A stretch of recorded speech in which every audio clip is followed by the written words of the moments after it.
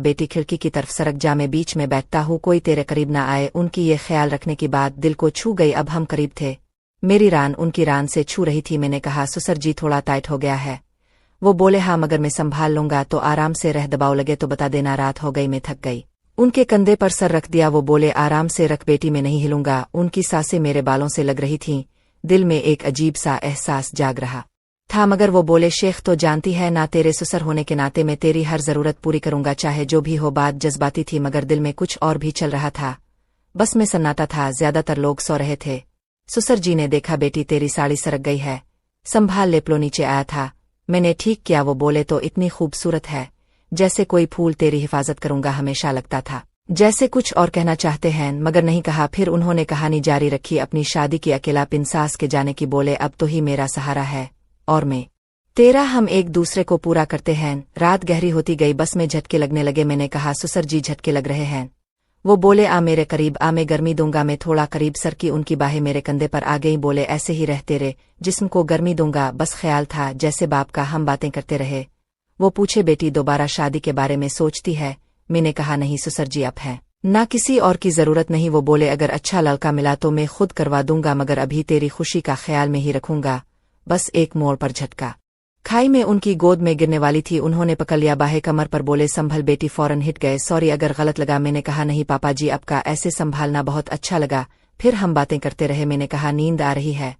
वो बोले, सो जा बेटी, मैं जागता रहूंगा। मैं सो गई, वो जागते रहे।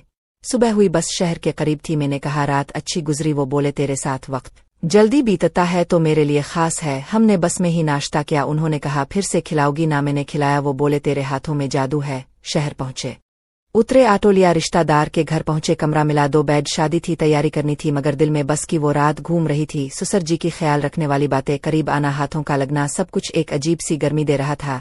ये कहानी अभी जारी है, क्या होगा आगे ये अगले पार्ट में बताऊंगी, तो बने रहना हमारे साथ। शहर पहुंचकर हम रिश्तेदार के घर आए। शादी का माहौल था, सब तैयारियों में मशगूल। हमें एक छोटा सा कमरा मिला जिसमें 2 बेड थे।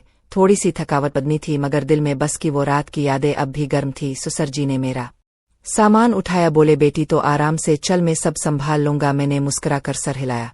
कमरे में जाकर साड़ी बदली, नहाने का इरादा किया। ससुर जी बोले, शेख पहले तो नहा ले, मैं बाहर घूम आता हूँ, अगर पानी गर्म ना हो तो बता देना, गीजर चेक कर लूंगा। उनकी ये ख्याल रखने वाली बात हमेशा की तरह थी, मगर आज कुछ अलग लग रही थी, जैसे उनकी निगाहों में एक गहरी चमक हो। नहाते वक्त दिल में ख्याल आया कि क्या ससुर जी वाकई सिर्फ बाप जैसे हैं?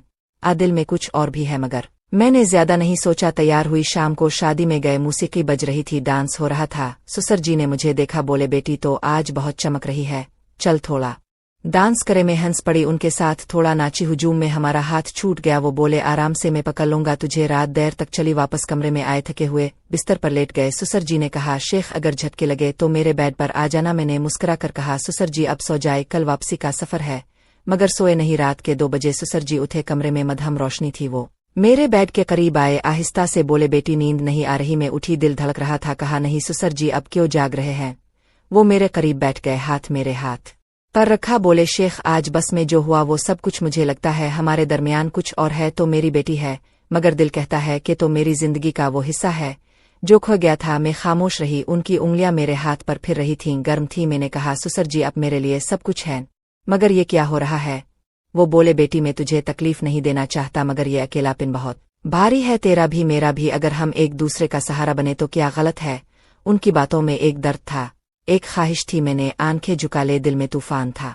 वो आहिस्ता से करीब आए, मेरे माथे पर हाथ रखा, फिर गले लगा। मैंने रोका नहीं, उनकी बाहों में सुकून मिला। वो बोले, शेख अगर तुझे बुरा लगे तो कह देना, मैं पीछे हिट जाऊंगा। मगर मैं खामोश रही। उन्होंने मेरे गाल पर हाथ फेरा, आहिस्ता से होंठ मेरे होंठों पर रखे, एक नर्म बोसा। दिल कांप उठा। मैंने आंखें बंद कर ले। वो आहिस्ता आहिस्ता मेरे जिस्म को छूने लगे, नरमी से, प्यार से, जैसे कोई बाप नहीं कोई आशिक। साड़ी का प्लोसिर का उनकी उंगलियां मेरी कमर पर, रानों पर। मैं मदहोश होती चली गई। वो बोले, बेटी तो बहुत खूबसूरत है, तेरी हिफाजत करूंगा हमेशा। फिर वो मुझे अपने बेड पर ले गए, कपड़े आहिस्ता आहिस्ता उतारे, जिस्म एक दूसरे से मिला। उनकी ताकत, उनका तजर्बा, सब कुछ मुझे सुकून दे रहा था। हर हरकत में एक गहरी मोहब्बत थी, एक छपी हुई हवस थी। मैंने उनके कान में सरगोशी की, ससुर जी ये गलत है, मगर मुझे अच्छा लग रहा है।